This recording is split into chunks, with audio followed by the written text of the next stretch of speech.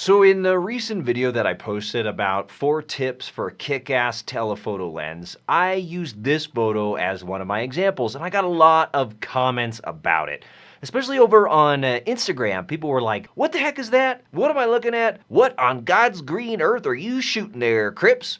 Actually, nobody said that. But they were wondering what the heck this was, so I thought, what better photo to use in the second episode of how I got the shot, so let's break it down.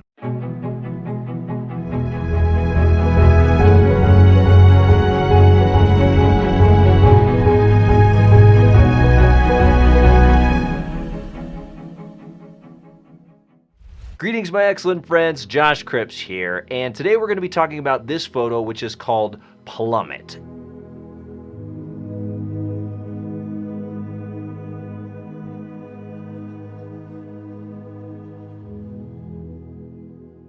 And what you're looking at here is a detailed photo of Upper Yosemite Falls, which, if you never heard of it, is the upper part of Yosemite Falls, which, if you never heard of that, is a waterfall in Yosemite National Park. And if you never heard of that, I don't know what to tell you, other than it's a really amazing national park in California, and you should probably go there and have your mind blown because it's pretty extraordinary. Anyway, to be more specific, what this actually is are these comets of water that on this particular day were coming off the top of the falls in these very well-contained chunks of water. And when the wind would blow up from the bottom, you could see these things evaporate and dissipate into these cottony puffballs of nothingness. And then as soon as the wind would stop, the water would form up in these very discrete blocks or chunks of water, for lack of a better term, and fall together, creating these beautiful, beautiful comets of water plummeting, hence the name of the photo, all the way down to the granite down below. And if you've ever seen Lord of the Rings, it's kind of like that scene where they have those horses form up out of the river and take out the Nazgul. And I shot this from a spot, well, I'm actually not going to tell you exactly where because it's kind of dangerous. In fact, to get there, you have to scramble up the side of the hill through a bunch of trees and rocks and then carefully squirm your way along the sides of the cliffs. And there are all these precipitous drop-offs and vertiginous views out over the valley and down towards Lower Yosemite Falls and the Middle Cascades.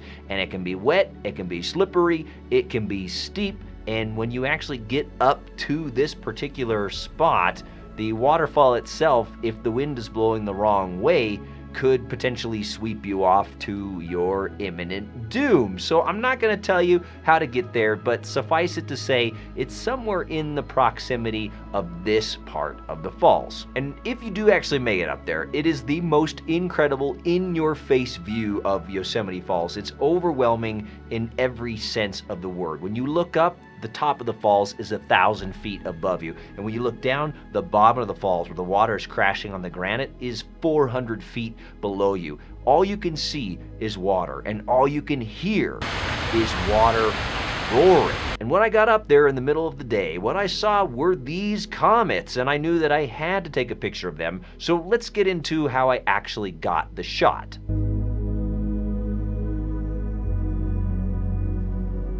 Whenever I get into any kind of how I took a photo situation, I always go back to what appealed to me. What was the story that I wanted to tell in the first place? And as I said a number of times now, it was all about these comets. And so I knew that my composition needed to be just that. When I'm composing, I try to follow the rule of fill the frame with what you like and exclude the things that just aren't that interesting to you. So in this particular case, I knew that I needed to zoom in so that I had just a frame of the water itself. Now, I didn't actually choose this particular composition, so to speak. I wasn't on a tripod. I wasn't able to refine things because the waterfall was moving every second to the next. If the wind would blow one way, the water would fly to the left, and if the wind would blow the other way, the water would fly to the right. So getting this particular composition was really just a matter of filling my frame with the water and then shooting until I got a result that I liked.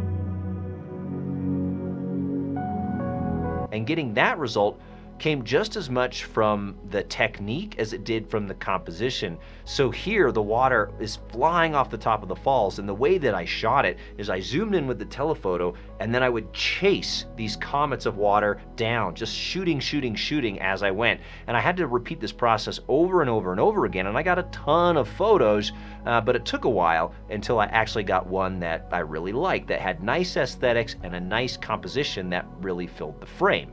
In terms of the camera settings, what I did here was I zoomed all the way into 200 millimeters so I could fill the frame with just the water. There were a lot of really cool things happening outside of that particular scene. Huge cliffs, massive views out across the valley, even some clouds up in the sky. But for this particular shot, I really wanted that tight image of these comets. So that's why I zoomed all the way in to 200 millimeters. My other settings, I was at f8, a 4,000th of a second, and ISO 200. So why did I choose those particular things?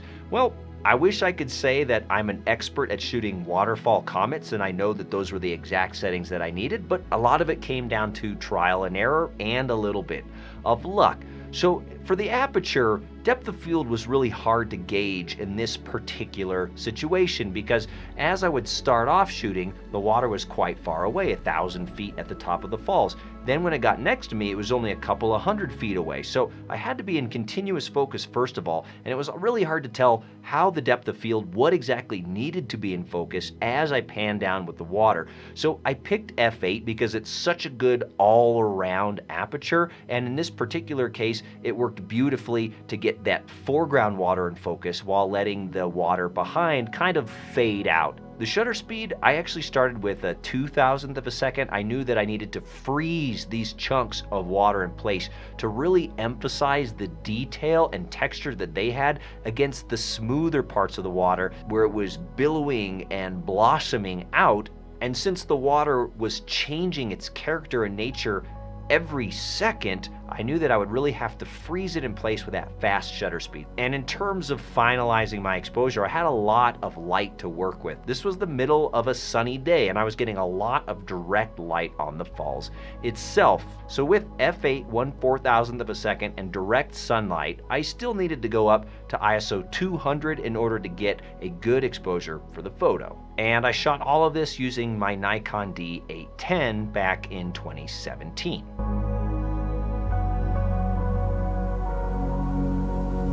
In contrast to the challenges that I faced with the last photo that I did in this series, where I was on a moving boat, we had very limited amount of time, and there was a ton of spray coming off the falls.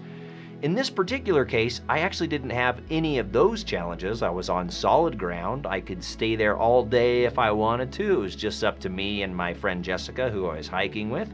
And there really wasn't a lot of spray coming off of the falls. However, the main challenge in this particular case was of a totally different nature. It's just the fact that the waterfall was changing from second to second, and those comets of water weren't always there.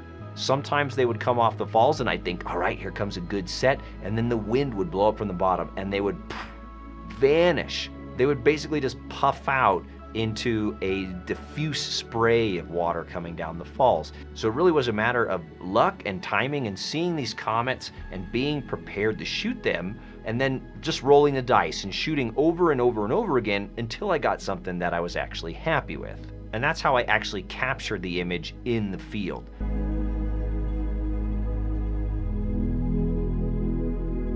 In terms of the processing, there actually wasn't a whole lot that I wanted to do to this photo. The main thing is I really wanted to emphasize the contrast, the detail and texture of those really cool comets of water, and highlight that, contrast that against the background of the smoother, less defined water.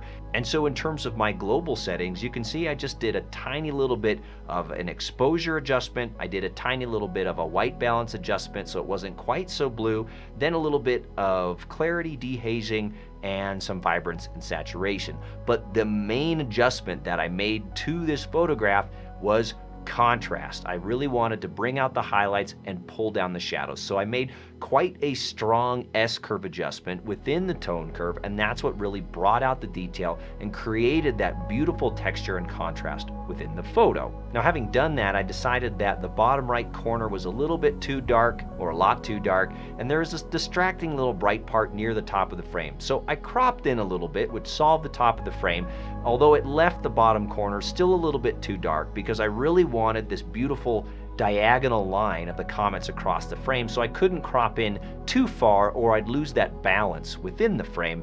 And so I just added a simple exposure adjustment. I did a graduated filter adjustment in Lightroom to bring up that lower right corner to equalize the exposure more in line with the rest of the frame. And that's all the processing I did to result in this final photo.